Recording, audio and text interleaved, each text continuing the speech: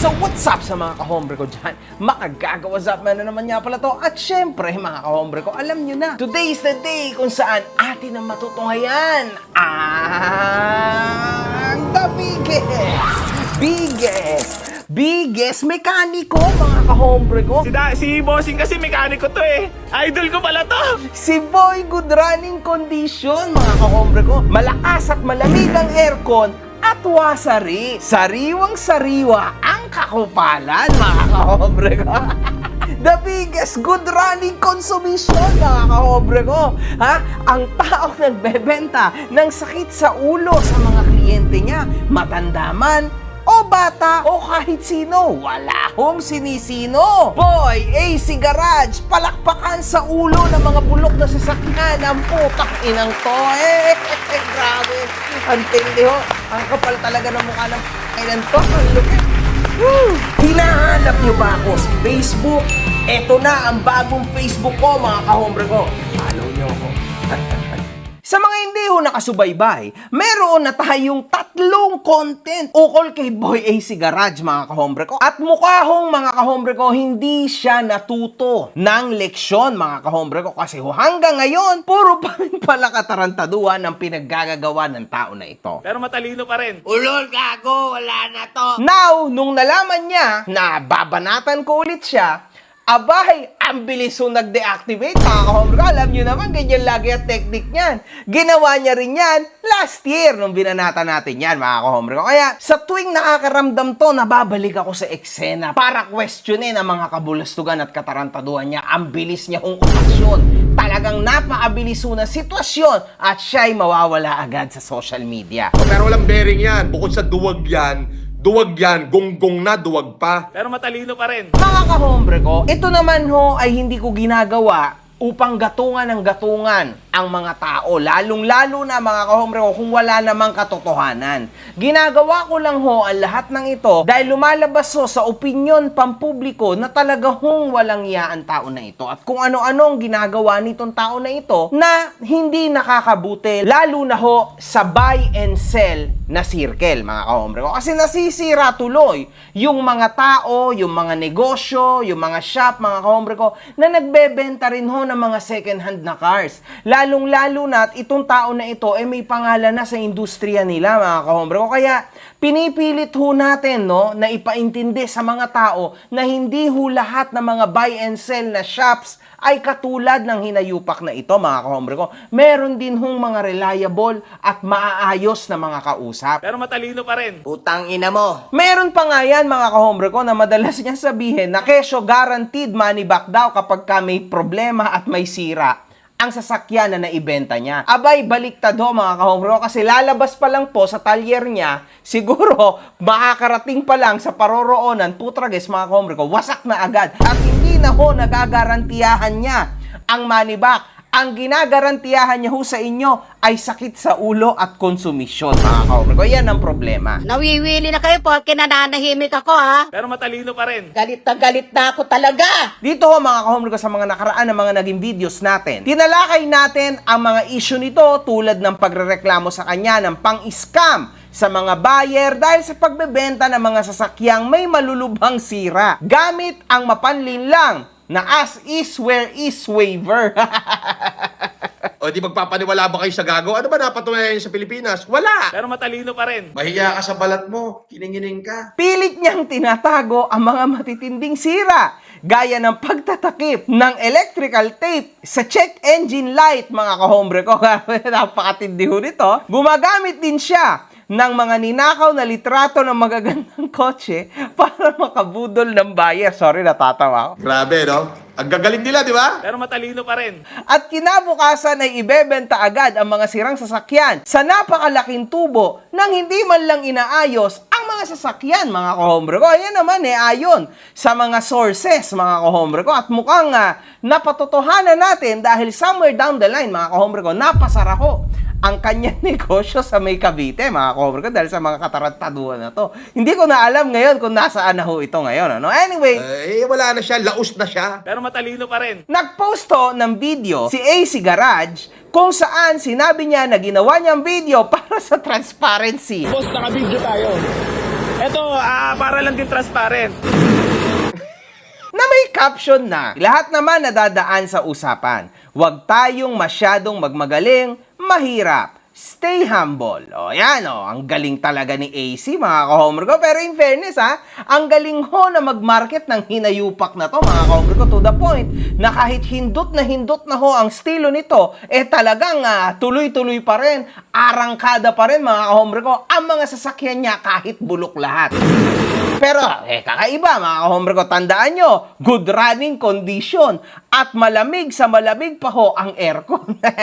Mga arte ng putang ina, hindi na lang manahimik. At lalong-lalo na, sariwang-sariwa ho ang pintura, mga ka-homer ko. Yan lang ho yung tatlong bagay na minamarket niya at kagat na kagat naman ho ang mga tao. O di magpapaniwala ba kayo sa gago? Ano ba napatunayan sa Pilipinas? Wala! Kami naman dito, sa banda dito, hindi naman kami nagkukulang, no? Na sabihan kayo ng paulit-ulit. Hindi kami nagkukulang na sabihan kayo na huwag kayong magtitiwala agad-agad. Hindi porke ang ganda ng presyo, yun na agad. Ipacheck nyo muna. Magdala kayo ng sarili nyong mekaniko. Pero sa bagay mga ka-homer ko, ba't ka pa ba naman magdadala ng mekaniko? Si AC Boy Garage mismo, siya na mismo yung mekaniko mga ka-homer ko. Pero matalino pa rin. Kumbaga, imagine niyo to mga ka-homer ko. Seller na siya, mekaniko pa siya, influencer pa siya, siya pa ho ang manager ng negosyo niya. Pukin ng ina mga ka-homer ko. Putik, matibay. Ayan talaga ang pinakamalupit at nakakapag-differentiate mga ka-homer ko kay Boy AC Garage. Unggoy yan! Naniniwala pa ba kayo sa mga pinagsasasabi ni Norman Mangusin? Ako po ay pinanganak akong super yaman. Makikipagsunugan talaga ako ng pera sa kanila. Gusto nila, sunugin nila ako ng pera nila. Pero sisiguraduhin ko, hindi pa ho ako napapaso. Ubos na yung pera nila. O ayan, Basya, naghahanap ka ng relo. Ayaw, Wimbledon. Ito yung aking president. Ayan yung bracelet na hinahanap nyo. Yung sinabi nyo yung sinanla. Tarantado kayo, minuminuto. Bakit todo-todo po ang pasasalamat niya sa mga OFW? Ay, Hazel 21. Nagpalipad na naman si Hazel 21 ng USA. Thank you, Hazel. Thank you. Nakita mo naman si Leia Weda? Nagpadala na ng 80,000 yen. Bukod pa ron, nagpapalipad pa rito. Tangina mo! Para ho sa mga OFW na awang-awa kay Norman Mangusin, huwag na kayong magpapadala kung saan-saan kasi may transfer fee. Baka maghalit niya si Norman kasi may bawas pa yung ipapadala niyo sa kanya.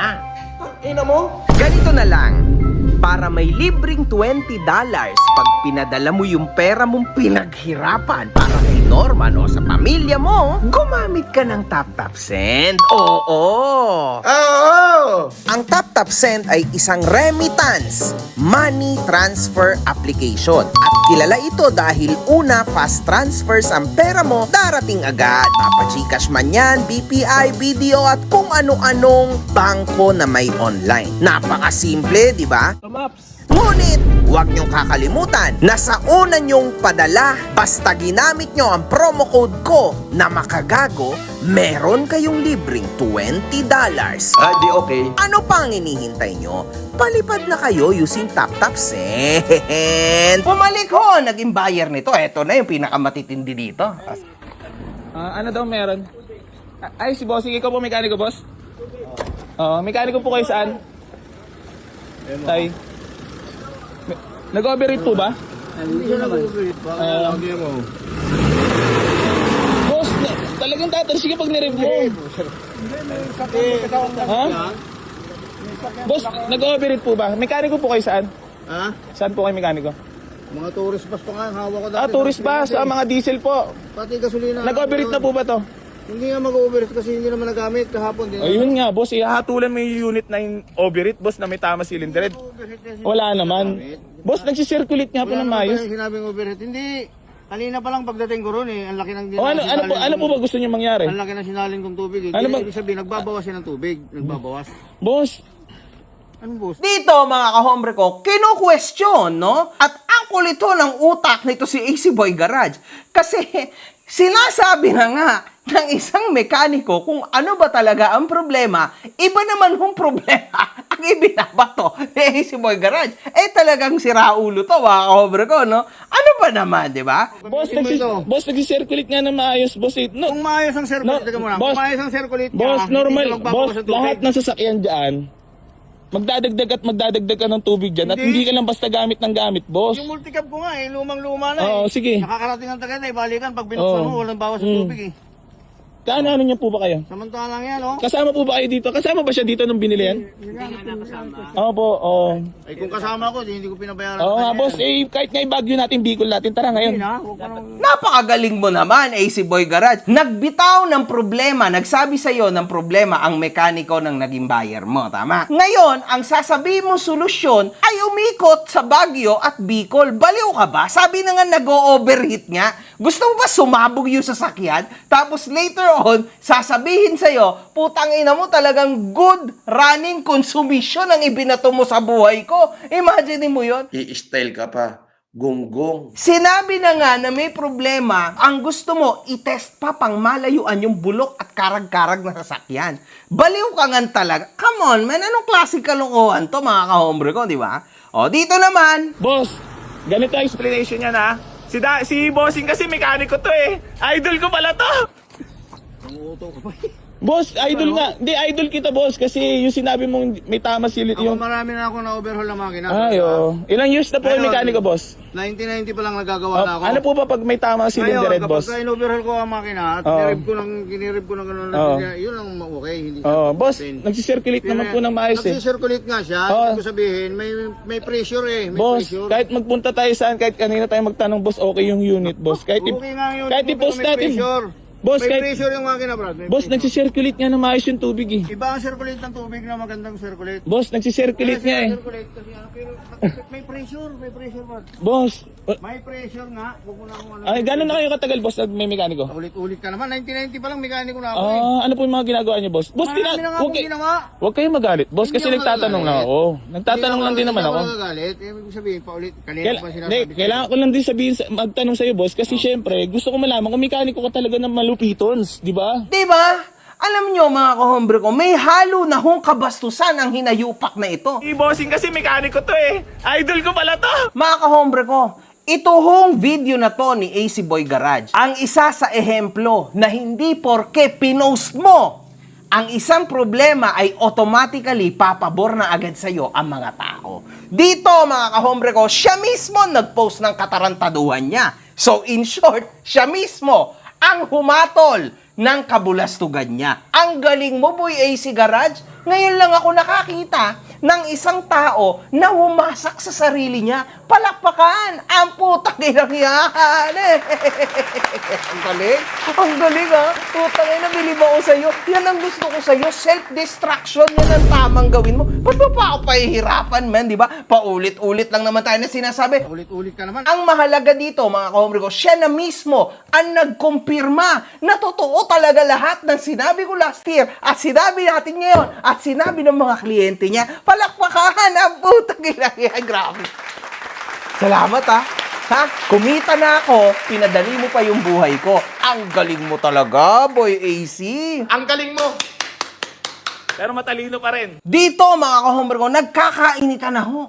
Kasi ayaw niya ba naman, mga kahombre ko, na pagsalitain yung mekaniko? Pagbalik ko doon, kaya Gusto mo kung may ano, boss? Hindi Kaya pa... nga, teka muna, kaya nga nakamotor ako. Huwag mo ko Kasi sigawan, gusto ko- boss. Huwag mo ko sigawan. Teka muna, kasi hindi mo ko maintindihan eh. Boss, ikaw Kaya lang, nga boss, nakamotor ako, kasi iniintindi mo lang, babalik ako. iniintindi mo lang kasi sarili mo, boss eh. Hindi sarili. Boss, sarili mo na iniintindi mo. Boss, okay na may unit. So ngayon, oh, di ba? Mga kahombre ko naman, kahit naman sino lumugar no, sa sitwasyon na ganito, talaga hong mapipika. Lalo na at binibidyohan ka. Lalo na at mukhang wala pang permiso ang hinayupak na ito at lalong-lalo na nahirapan sila na ibalik o dalahin pabalik dito sa kanyang negosyo o shop ang kanilang sasakyan na karag-karag na, mga kahombre ko. Diyos ko, alam mo, AC Boy Garage, ikaw ay may negosyo, tas hinayaan mo maging ganito kang katanga. Like online, man. How did you even manage to pull this off? Crazy to. Sarili mo. Binaon mo, ang galing mo talaga, di ba? Tangina, pag untog-untogin ko ng kamag-anak mo eh. Suggestion ko sa'yo sa susunod, bago ka maglabas ng kotse, siguraduhin mong tunay at talagang dekalibre talaga ang iyong inilalabas na mga unit. Kasi otherwise, kung papagandahin mo lang ang pintura, papalamigin mo lang ang aircon, lalagyan mo lang ng konting freon yung aircon para lang masabi na, oy, malamig na yung aircon. Tapos bukas, mainit na, katarantaduhan yan. Dapat, ang negosyo, maayos. Dapat ang patakbo mo sa iyong negosyo maganda. At huwag mo kakalimutan yung trustworthy mo dapat mataas. Kasi sa pinaggagawa mong joke na ito, this is easy money. Mabilis papasok ang pera, kaso may susunod pa ba? So ngayon, ang negosyo mo babagsak dahil sa kabulastugan mo na ganito. At tandaan mo, usually, mahirap magpabagsak ng isang influencer sa social media. Ikaw pa lang ang una kong nakita na wumasak mismo sa sarili niya. Walang trabaho eh. Walang trabaho, no money, no honey. Pero matalino pa rin. Tandaan niyo mga kahombre ko, hindi niya ito pinagsasalita. Huwag mo ako sigawan. Teka muna kasi hindi mo ko maintindihan eh. Boss, ikaw lang, Kaya boss, nakamotor ako, boss, iniintindi mo lang, babalik ako. iniintindi mo lang kasi sarili mo, boss eh. Hindi sarili. Boss, sarili mo na iniintindi mo. Boss, okay naman yung unit. So ngayon, oh, di ba? Hindi niya man lang ito pinagpapaliwanag, ngunit ang kanya home caption ay lahat naman ay nadadaan sa usapan. Huwag tayong masyadong magmagaling. Mahirap. Stay humble. Kalma. Kalma.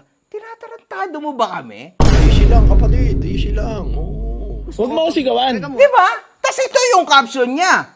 Lahat naman ay nadadaan sa usapan. Huwag tayong masyadong magmagaling. Mahirap. Stay humble. Stay humble? Alam mo naman palang okay, dami pa sinasabi. Stay humble. Alam kong binibenta ko sa sasakyan na may diferensya, di pa ako si Raulo. Sira ulo to mga ito ah. Galing nito mga kahombre ko. Mayabang ka pa rin kasi hanggang ngayon. Pero matalino pa rin. At hindi lang ho yun. Tinawag niya pa ang mekaniko na. Mahirap talaga tayo mga boss eh. Huwag tayong mag-alam-alaman at mag-ano ha. Pero mga kahombre ko, bilang isa hong negosyante, no, dapat mahaba ang pasensya mo. Hindi lang dapat mahaba ang PC mo, dapat mahaba rin ang iyong pasensya. Lalong-lalo na dapat malawak ang iyong pangunawa sa mga kliyente mo. Alam mo naman na nahirapan, siguro nagpabalik-balik. Dapat ikaw yung mas ahead of them at instead na gaguhin at tarantaduhin mo, sana na lang binigyan mo na lang ng mas magandang welcome sa shop mo. At tulad nga ng sabi mo, lahat naman for sure mapag-uusapan. 'Di ba? Sa ginawa mo na to, Boy AC Garage, instead na ayusin, maayos at mapag-usapan, ang ginawa mo dito, Boy AC Garage, winasak mo lang ng totally ang sarili at kredibilidad mo. Wala na to, man. Game over. Ulol, gago, wala na to. Dagdag niya pa, mga kahombre ko. Boss, eto kasi syempre 2000 model pa. Normal yun, boss, na maglalagay talaga kayo ng tubig. Oo, kahit lang tao nga, check mo kung okay pa yung BP natin, boss eh. Di ba? Kung humihinga pa ba tayo eh. Grabe naman to, mga kahombre ko. Sasakyan, ginawa mong tao? Tao nga, check mo kung okay pa yung BP natin, boss eh. Bakit mo naman ikukumpara, no? Ang daloy ng dugo at yung BP ng tao sa walang yang radiator na to. 'Di ba? Ano bang klaseng mentalidad to, Boy AC Garage? At wag mo kahit kailan napapakialaman yung mundo na yan kasi hindi ka naman doktor. Mamaya niya sampigahin kita na lumilipad na MacBook Pro dito, no? At talagang umabot sa ulo mong walang laman, talagang hindi ho maganda yan, mga komre ko. Pasensya na kayo, ha? Tas lalatiguhin ko pa yan ng iWatch ko sa ulo. Kasi talaga hong bad trip ako, mga komre ko. Paano nangyari na ganito ang sitwasyon na to, di ba? I mean, come on, man. Ang liit naman ng utak mo. Ano ba laman ng utak mo? Engine? Maawa ka sa sarili mo, man. Umalis-alis ka na dyan bago pa kita malatigo ng iWatch. Kung nandyan ako, bogbog sarado ka rin sa akin kayo. Dahil ho dito, nawala na ng ganang magsalita ang mekaniko. Tayo sa mekaniko pala. Yeah, kausapin mo mekaniko. Hindi na. Ha? Oh, ha? Lumilipat daw yan, sabi daw. Makikita din natin sa huli, Alam niya yan, bilang nakakatanda. Na once na bumili kayo ng sasakyan, boss, kahit candy. Parang ano yan, boss, parang pag bumili kayo ng candy niyan, binuksan mo na, nilawayan mo na. Di ba? Ibabalik mo. Walang ganon. ganun. Una ho, naging doktor siya. Ngayon naman, mga kahombre ko, naging manggagawa na ho siya ng mga candy. Baliw ka naman. Putang ina ka. Easy lang, kapatid. Easy lang. Oo. Paano nangyari to, mga kahombre ko? Hindi ba dapat tinitingnan mo muna ng ayos yung ibinebenta mong sasakyan? Tapos ngayon, tas meron ka pa money back guaranteed. Nasaan na lahat ng mga pangako mo na yan? Ngayon, hindi naman magkakanda ganyan-ganyan ang sitwasyon ng sasakyan na yan kung wala talagang problema yan.